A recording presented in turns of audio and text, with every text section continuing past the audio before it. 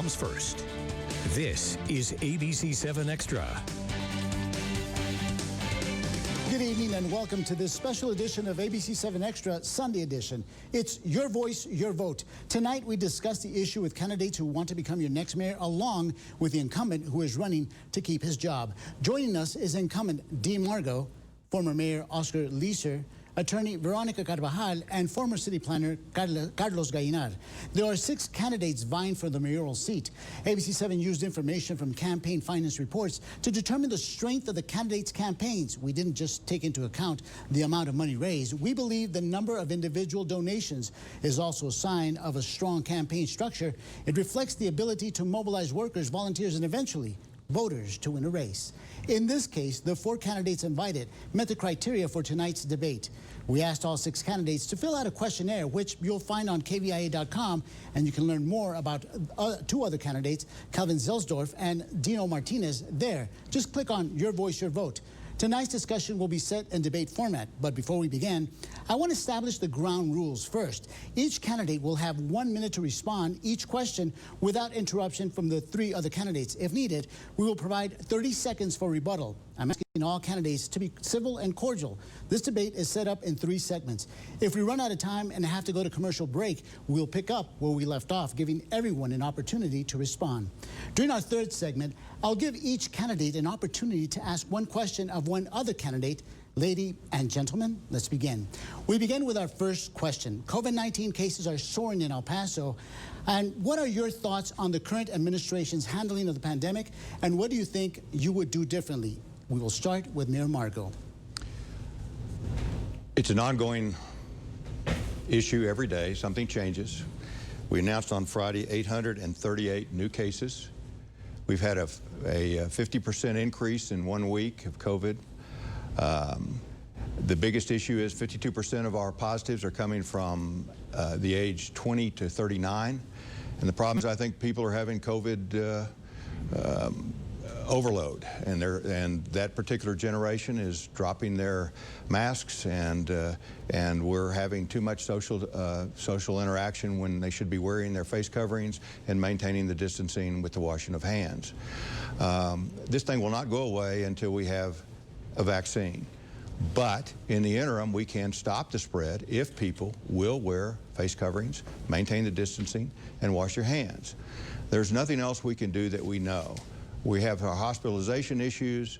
We had to do on Friday to determine when we were going to try to do something to stop this spread, and we implemented it on Thursday. Mr. Leeser? Well, one thing that I'm not going to do is come out and second-guess the administration today. It would be not proper to put more panic into our citizens. But one thing I can tell you is that we have to be very proactive and cannot be reactive. Reactive causes too many problems. Right now, when I walk down the streets of downtown El Paso and all of the cities in Northeast, all the parts of the city, Northeast, the East Side, Mission Valley, West Side, there's so many people that have closed their doors. And it's really important as a business leader and a mayor that we go out and we look to see how we can help you stay open, how we can be proactive to make sure everybody stays open. One thing we need to make sure that we take safety before profit, and that's important. And so right now we need to make sure that everybody follows the CDC and follows the rules of the doctors, and make sure that we don't issue waivers and turn around and cause a bigger problem. And issuing waivers right now, I think, is one of the reasons why we have one of the large problems today. Thank you. Thank you. Ms. Carvajal, the same question. What are your thoughts on the current administration's handling of the pandemic, and what would you do differently? So today, Friday, I received a phone call from someone who waited 4 hours to get tested at one of the state testing sites. While they were in line, they called the city's hotline, which requires an appointment to get tested at the city testing sites. That hotline, if you call it right now, well, maybe not right now, but at least on Friday, stated that it was unable to process any phone calls. This is the city's testing hotline. It is not working. So we'd like to blame individuals in the city without really focusing on the government government's role. We have to go back to March, 7 months ago, when I asked the city to consider the growth of spread at clusters. I named locations that should be looked at. To my knowledge, the city did not approach hospice centers or nursing homes to provide them PPE, to provide them ventilation, to provide them guidance, much less testing. It has done that now, but not to the public. And so we have so much work to do, and we have no time to waste. Mr. Gallinard, would you like me to repeat the question? No, sir. Sauli, this is the reality. The reality is that COVID has impacted Latinos and people of color disproportionate to any other population, which means it has impacted El Pasoans. The administration, this current administration's response could have been better. It took this mayor and this administration 144 days to hire a public health director since Mr. DeSantis resigned back in May. Had we hired someone and had someone at the helm, we could have taken a better and closer look at this pandemic. That's number one. Number two, we also know that we need to release the clusters. El Pasoans need to have the information that they need to make informed decisions about their own health and safety. And so as we move forward, we need a more robust, more courageous, and more ambitious response to this pandemic. We need to make sure that people have the information, and we need to make sure that all El Pasoans are safe and healthy. As mayor, those are the things that I would look at from day one. Thank you. We will continue with our second question. Do you think the city is doing all it can to enforce emergency orders aimed at reducing the spread of COVID-19? This time around, we'll begin with you, Ms. Carvajal. Yes, no, the city has failed us in terms of enforcement. Well, first and foremost, we need to think about messaging, right? The fact that not all small businesses receive the same message about what the rules are, and certainly enforcement is a way that we message, how we tell people what they can and cannot do. I have reported a number of businesses in the 5 Points area where I live who have clearly been violating the ordinances back when they could only operate under the 50% guidelines as restaurants and bars. The fact that we're allowing bars to now operate in violation of these rules simply by the fact that they can add food to their menu is ludicrous. Food does not combat COVID, and so there is no scientific basis for a lot of these operations, and furthermore, there is little to no enforcement. And so we need to think about people's safety before we put profit, and that has been the failure of the city from day one. Mr. Leisure? Mr. Leisure, would you like me to repeat the question? No, I have the question. You know, I'm not sure that the real is, you know, are we doing the proper thing to enforce it? Really what we need to do is to make sure we have the proper guidelines, and we need to lead by example, and we need to help people stay open and make sure that they understand our guidelines. So I believe that we need to go out and talk to these businesses and help them stay open. We need to talk to these businesses and make sure that don't close their doors and they're following the guidelines. You know, it's really important. There isn't a business out here today, whether it's this station or any other place out there, that's immune to COVID right now. So it's important as community leaders that we go out and help you to work through it and make sure that we give you the proper tools, the proper guidelines to address it. Mr. Gallinard? The answer is no, they have not. They need to do a better job of enforcing the guidelines. We are number 2 in the country in the number of infections, COVID infections. That is something that we should not be proud of. And so this administration needs to enforce the guidelines. I get it, folks. There's a balance between the economy and public health. But when it comes to public health and the safety of all El Pasoans, there is no room to spare. We need to make sure that we are leading with conviction. We need to make sure that we are leading with clarity, and we need to make sure that we are disclosing clusters and giving people the information they need. This administration, as many of you have heard, was granting waivers for weddings just 2 weeks ago. And so it is unacceptable that as the numbers of COVID keep going up, that we are wishy-washy with the policies and that we are not clear about what those guidelines are. People need clarity, people need conviction, people need to know what those guidelines are in order to stay safe. Mr. Mayor. We're doing all we can to oversee. We are using the TABC as well as our code enforcement, police, and fire to double check. We have some issues with the bars that have converted to using TABC guidelines to become 51% restaurants and not bars. We think they're gaming the system. We've heard all kinds of anecdotal information of where you walk in and you buy a beer for $1 and they charge you $15 for the nachos. It's gaming the system. It's where we think most of our spread is coming from. We're trying to enforce as much as we can through an education standpoint. We also have fines up to $500 where there they're cited. That's all on our website. The issue is it's up to individuals to wear their mask and maintain the distancing. That's the only way we're going to stop this pandemic, and it has nothing to do with whether or not we have had an administrator, public health director for the last several months, which we do now. Her job is administrative oversight. She is not the person overseeing the pandemic. Thank you. You're watching ABC-7 Extra. When we come back, we'll pick up where we left off with the remaining candidates answering the questions other candidates had a chance to answer before going to break. You're watching ABC-7 Extra Sunday edition, where news comes first. Coronavirus has taught us we can't take anything for granted. Hugs, graduations, the place I come to take walks.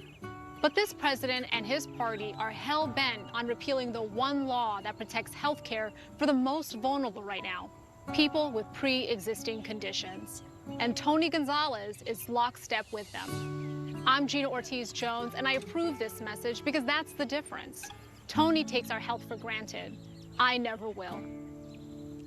While other dealers are clearing out 2020s, Oscar Leaser's Hyundai of El Paso has huge incentives on all new 2021s. Hundreds of 2021 Hyundais with 0% APR for 72 months at Oscar Leaser's. 2021 Sonatas and Konas, your choice. Oscar Leaser priced $199 a month. 2021 Tucsons, Oscar Leaser price $229. That's $229. The 2021s are here and priced to move at Oscar Leaser's Hyundai of El Paso.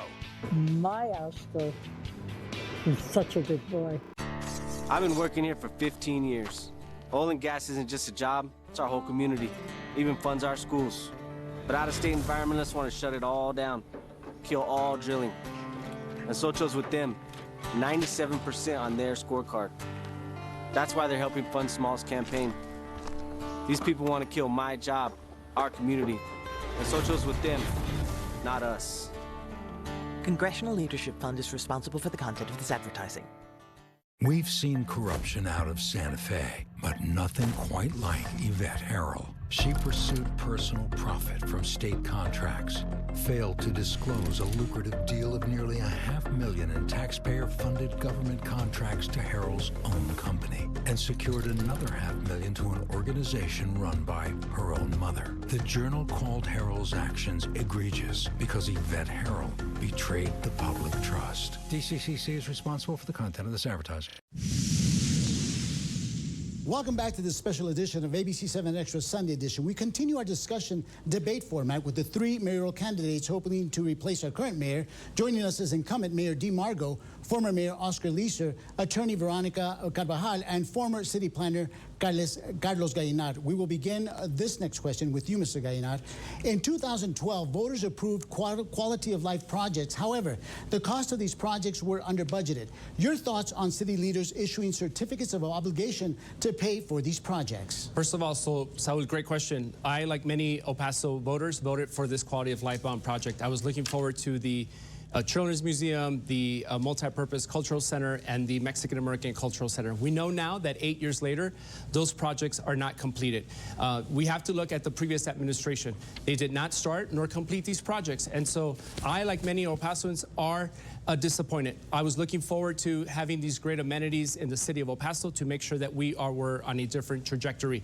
We know now that they're not finished, and so we have to look at those projects. That is exactly right. We will not be issuing additional debt, nor will we be increasing taxes, something that the two previous administrations have been doing. Taxpayers deserve some relief. Taxpayers deserve some truth about these projects. And so we need to make sure that if we're going to move forward on these projects, that we're being honest with the taxpayers about the true cost of these projects. Mr. Leaser. You know, it's a great question, because in 2012, they came out to the voters with almost $500 million worth of quality of life bonds, and unfortunately, they had no operating and maintenance. They were way under budgeted. And really, they misled the public, because the public went out and voted that they would get these things. These things were scheduled to be rolled out up to 10 to 15 years, and they didn't take into consideration the cost of labor, the cost of material 10 or 15 years later. So it's very unfortunate that when they were planned, when they were brought out, they were totally totally under budgeted. They were totally misled the public into voting for something that wasn't properly budgeted. So I don't believe that we should issue certificates of obligations, because we told the voters, if you vote on this, we will not issue certificates of obligation to complete these projects, even though that they misled and lied to the public and told them that they were properly budgeted, properly sent out, and even though they had no maintenance and operation on them. Mayor Margo? As others have said, 70% of us voted for those projects. It's frustrating that they have not been completed to the extent they should be. Under my regime, we have completed 222 of the quality of life projects, and under Mayor Leeser, there was only 8 projects completed. That's part of the issue. They were not budgeted correctly. They did not account for operations and maintenance. In our public safety bond this last November for $413 million for police and fire, we included operations and maintenance in that. The only safe way to raise funds for the Multipurpose Special Events Center will be for naming rights and sponsorships and those kind of public-private partnerships that we're going to need to build that appropriately, to use it for convention space as well as for concerts and sporting events. Ms. Carvajal? So to clarify, certificates of obligation, or COs, are not voted on by the voters. The bond was voted on. The COs prior to DeMargo were used only as emergency funds. Mr. Margo has decided to start using them for things like the planned sports arena and other projects. The problem is that COs, like the bond, come from property taxes. That's how they get paid back. And so we have to take them very seriously and not use them for vanity projects, especially things like the arena. I don't believe these projects were under budgeted. If we take out the sports arena component of the $228 million, we get to have our 3 signature projects and the improvements to the other properties.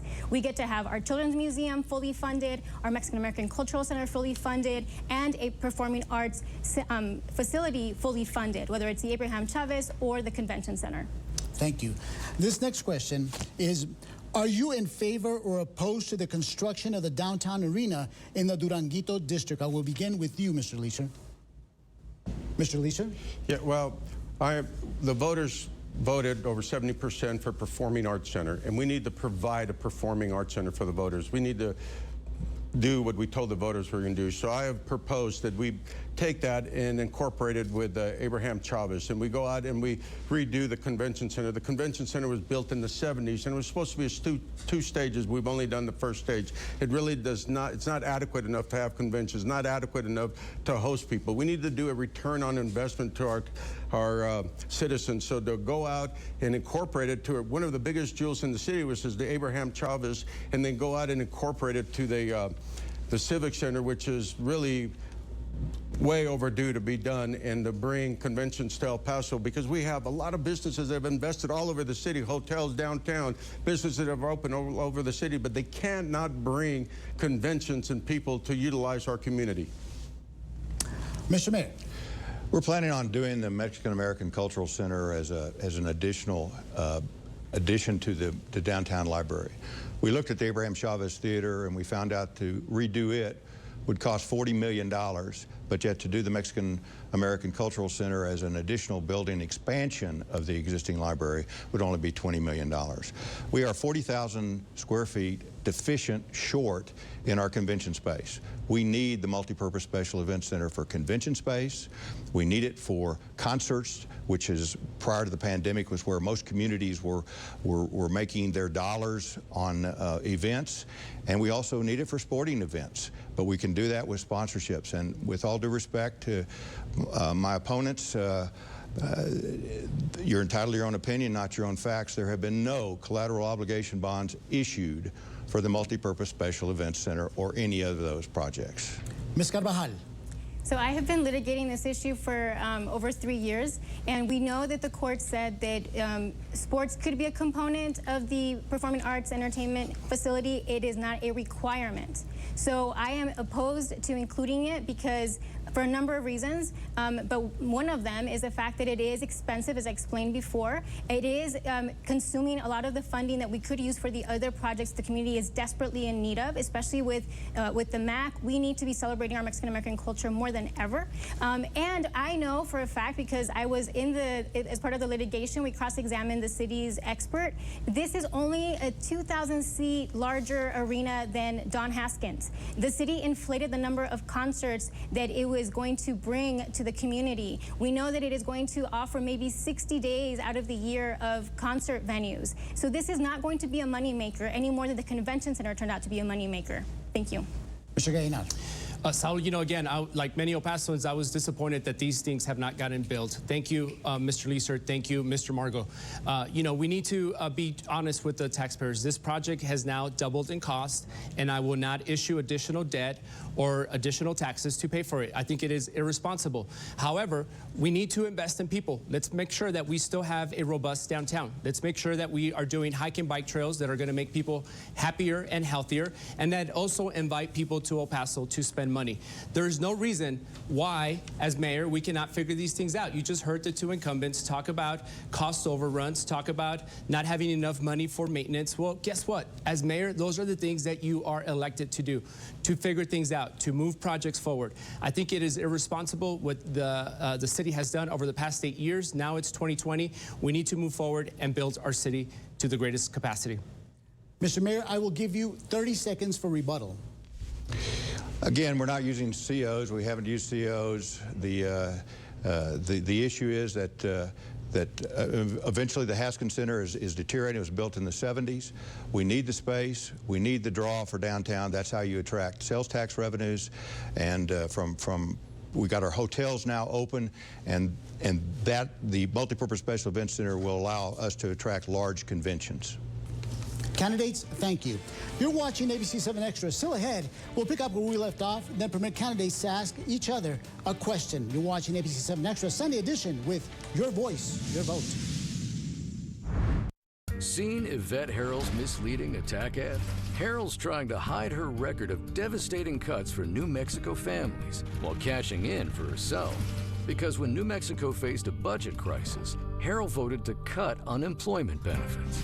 But she took over $100,000 for expenses like travel to lavish events.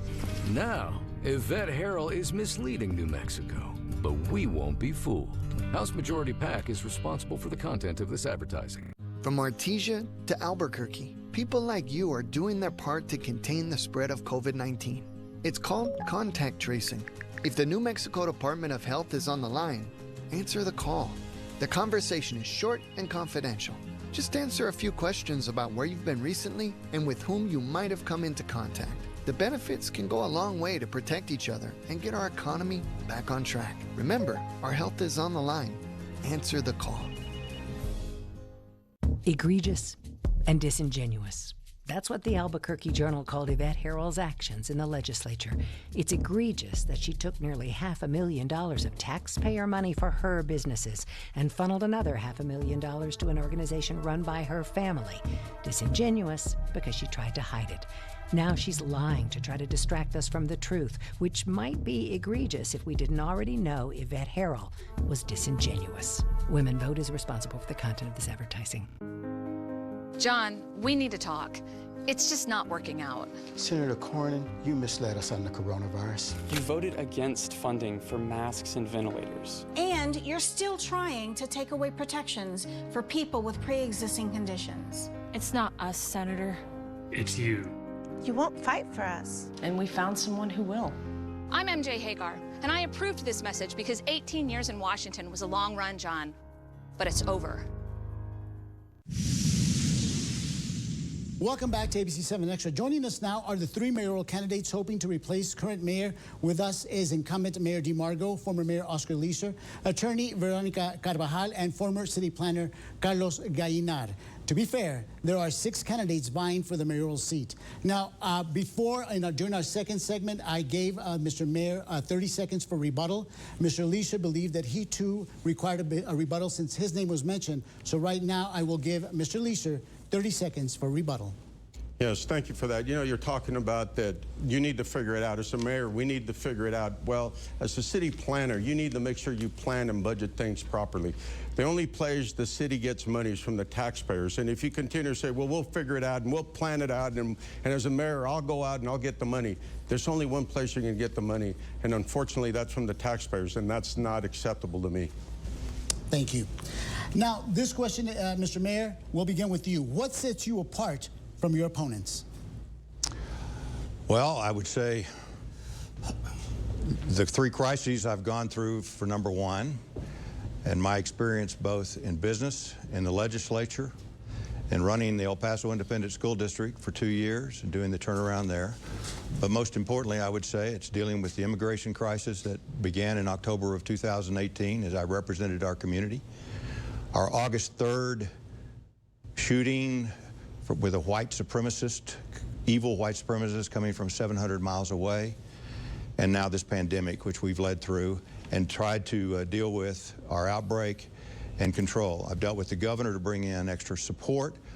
This past week, we brought in 100 nurses for our hospitals, public and private, and we're doing all we can to do that, and I think I've been in the crucible. Ms. Carvajal. Well, I am, 1, a lawyer, 2, an environmentalist, and 3, a fronteriza.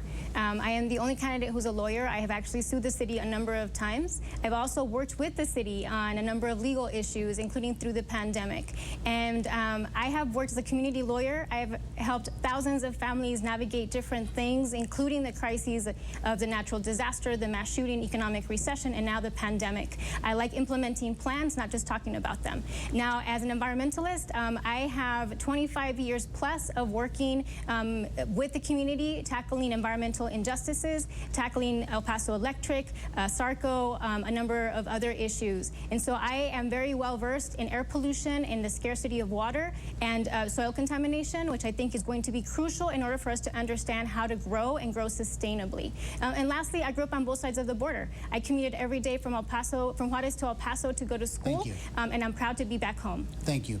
Mr. Gallinat. Saul, I have over 20 years experience of serving this community. I have actually completed and finalized construction projects and many different projects throughout this community. Here's the reality, folks, is that over the past several years, our city is losing more people than any other city in the United States. Our wages are stagnant, and we can't seem to get things done. I have 2 young children. Many of you who have followed our campaign have heard me talk about my daughter, Olivia, and my son, Joaquin. And if things continue and we don't turn things around here quickly, my 2 kids are going to go off to work or go off to college and not come home. I want my kids, and I want every single child in El Paso to stay in El Paso. I want them to make money in El Paso. I want them to be successful in the city that they were born and raised. I want them to take risks opening up businesses, and I want them to raise a family here like my wife and I are doing. But it's not going to happen until we change the leadership at City Hall. What sets you apart from your opponents, Mr. Leeser? You know, and that's the easiest question to answer, because I have proposed a zero budget. A zero budget is when you take the budget of the city that's over $1 billion right now, and the total debt's over $2 billion. You take that budget and you start from zero. You have every department head walk in and talk to city council and the mayor and show them what they need in their budget, and things that have been in the budget for many years we may no longer need. So we'll start the budget that will save millions and millions of dollars. So it's really important. And I've made a commitment to the taxpayers that I would look at the scopes of the city manager's duties and make sure that we go back and look at it and bring it back to what it was intended to 15 years ago. And also, I've talked about that I'm going to make sure that I represent the people, not the special interest, but the rights of the citizens of El Paso. We ask 100% of the citizens to vote, and we're going to represent 100% of the people. And I am ready on day one, and it's important you have a mayor that's ready on day one, as we have so many giant issues today. Candidates, in this portion of the debate, I will allow each candidate to ask one question of one other candidate. I will begin with you, Mr. Gallinat. So the question is for Mayor Margo. Mayor Margo, Oscar Leeser had said that he would not raise taxes his first time around, and he did. Mr. Leeser did not start or complete the 3 signature projects, the quality of life projects that many people voted on. And Mr. Leeser has been investigated for ethics issues while he was mayor. Things that he has said about you. So the question is, Mr. Margo, why should El Paso voters trust that either one of you will get the job done this second time around? Well, number one, I've never voted for a tax increase, unlike my predecessor who voted in 2013, broke a tie in 2016 for an increase. I vetoed our budget last year because I didn't like the amount of increase they wanted to do it. I was overridden. I only wanted to replace what the state had taken away from us with Senate Bill 2, which was $7.5 million. That's all I wanted to replace. I was overridden. This year, we've got a budget that was renewed with a $16 million reduction and no increase in taxes. The biggest problem we have as a challenge as our city is that 70% of our tax base is residential. And the only way we're going to change that balance and take the burden off our residential homeowners is to have more commercial capital investment, and that's what I've been working on. That's why we brought in Amazon, and that's why I brought in TJX last week with $150 million of investment. Ms. Carvajal, do you have a question for another candidate? Yes, Mr. Leeser, do you believe in the free press? And if so, what will you do to ensure that the media in El Paso feels that under your administration they will be able to ask things of you and to talk about things that may not put the city in a positive light? That's a great question because, you know, right now when we have a city council meeting, probably 1% of the people have the ability to really watch what's going on. So it's really important that we talk to the press and make sure that the press is there watching and reports it correctly because they rely on the press. So I've talked to the general managers of the stations in the last week or so, and I have proposed that I will have a press conference on a bi-weekly basis to a weekly basis and talk about the items we had done during the week and the items that are going on so the citizens of El Paso continue to be well informed.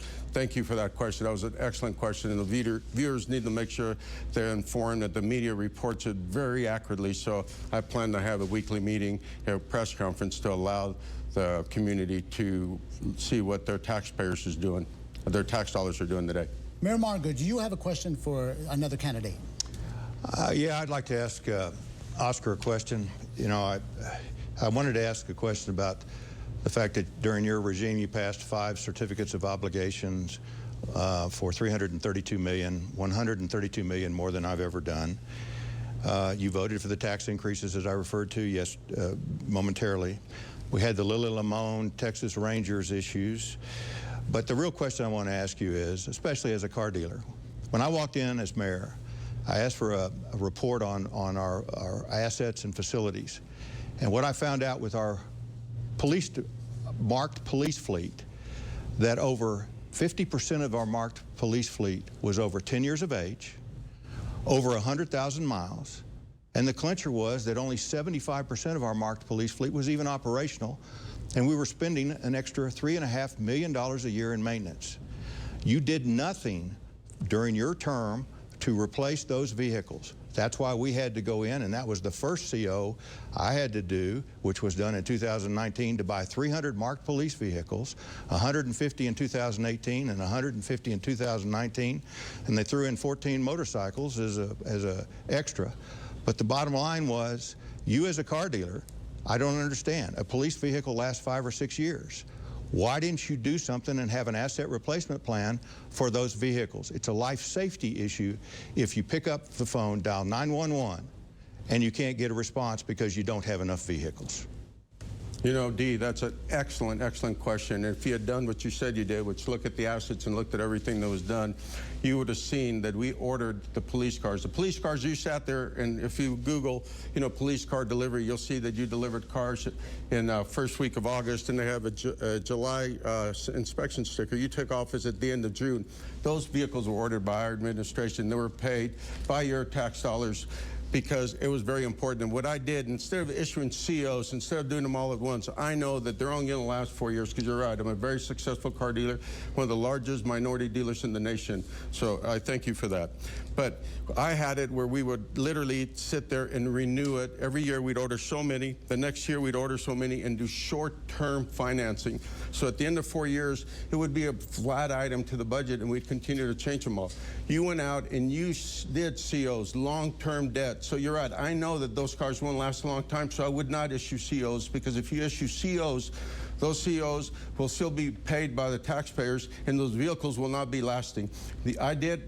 my administration respected me, that I had 2 vetoes, and both vetoes were none of them were overridden. And even though they voted 7-0 and 8-0 on them, when I vetoed them, they stood up because they respected the job in my leadership. Thank you. Excellent question. Mr. Leisure, I now give you an opportunity to ask a candidate a question. I thank you for that. I have no questions because I think they don't owe us answers. They owe the taxpayers the answers, and I have no question for anyone. Thank you. Well, candidates, thank you so much, and thank you for joining us. Remember, viewers, your vote counts. Exercise that right. I'm Saul Saenz, and this has been ABC 7 Extra. Good night y buenas noches. Buenas noches.